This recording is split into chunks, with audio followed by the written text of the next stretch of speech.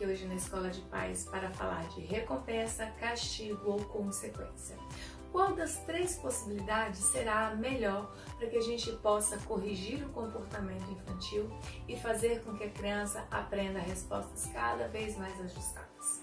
Para a gente encontrar a resposta nessa pergunta, primeiro nós precisamos compreender o que é cada uma dessas três consequências. Bom, primeiro vamos falar sobre o castigo. Castigo é, na verdade, uma forma de punição. Quando a criança apresenta um comportamento que eu não desejo, que eu não gostaria que ela emitisse, o que eu faço? Eu dou a ela algo que ela não goste, o que a gente chama de estímulo aversivo. Então, algumas pessoas escolhem a palmada, algumas pessoas mandam ela ir para o cantinho do pensamento, tudo com a intenção de que ela deixe de fazer aquele comportamento. Mas a gente precisa pensar no efeito do castigo sobre o comportamento infantil. Nós temos algumas coisas a considerar. A primeira é que quando eu coloco uma criança de castigo, quando eu ofereço um estímulo aversivo para essa criança, o que eu estou comunicando para ela? O que eu digo claramente para essa criança? Eu apenas digo, olha, não faça mais isso. Não brigue com o seu irmão. Mas eu disse a ela o que ela deveria fazer? Eu disse a ela como ela deveria se comportar? Essa é a primeira grande fragilidade do castigo. Ela não mostra para a criança quais as possibilidades de ação. Ela não instrumentaliza a criança para escolher possibilidades mais ajustadas e mais saudáveis de comportamento. Por outro lado, quando eu uso também castigos, eu posso fazer com que essa situação vire um efeito rebote. Por quê? Porque no castigo a criança vai lá para o seu cantinho, ela tem algo retirado e aí quando ela sai do castigo, ela pode voltar com muita ira, com muita raiva, porque durante todo esse processo ela ficou alimentando sentimentos negativos a respeito daquela situação, justamente porque a gente não foi capaz de comunicar a ela o que a gente precisa e espera dela.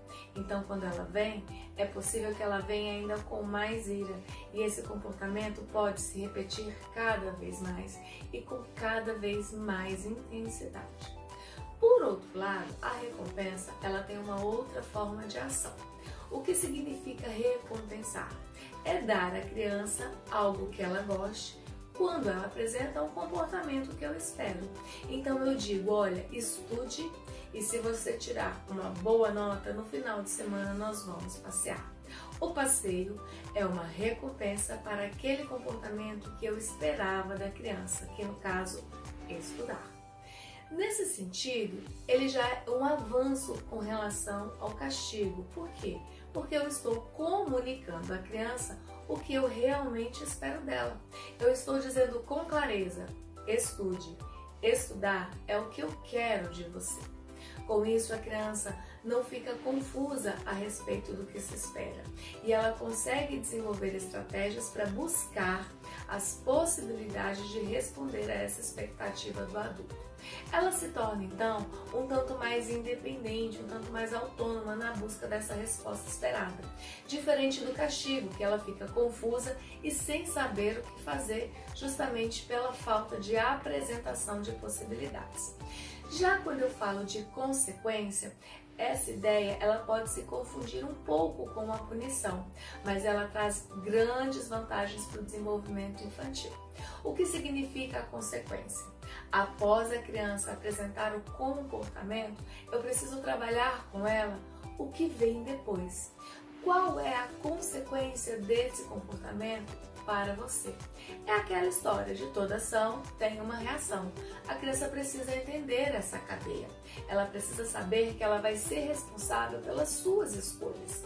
E aí, diferentemente da punição, eu coloco na criança, na mão da criança, a responsabilidade pelo controle daquele comportamento. Diferente na punição, que quem controla o comportamento sou eu e quem controla as variáveis que vêm após o evento também sou eu. A criança ela fica extremamente passiva e por isso ela fica confusa e perdida, não sabendo como lidar. Na consequência, diferentemente, eu coloco a criança para pensar sobre o ato. O que você fez? Isso foi certo? Isso foi errado? Teria outras possibilidades de fazer? E com isso, ela começa a elaborar melhor o seu pensamento, a compreender o seu comportamento, os efeitos do seu comportamento sobre o meio e sobre si mesma.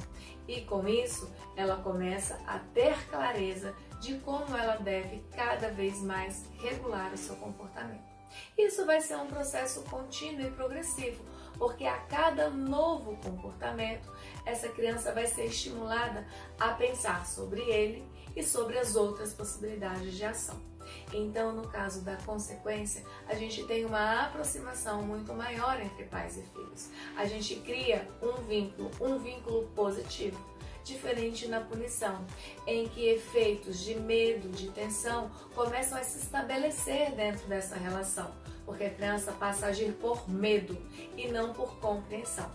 Já na consequência, a criança compreende e não precisa ter medo, porque ela sabe que ela precisa se responsabilizar pelos seus atos. E isso, progressivamente, gradualmente, vai tornando ela um adulto mais independente, responsável e participativo de forma ativa no contexto social. Então, você só não se esqueça de que nesse processo de recompensar, dar consequência, que a princípio são as duas melhores opções, você precisa levar a criança a cada vez mais desenvolver a sua autonomia e a regulação do próprio comportamento.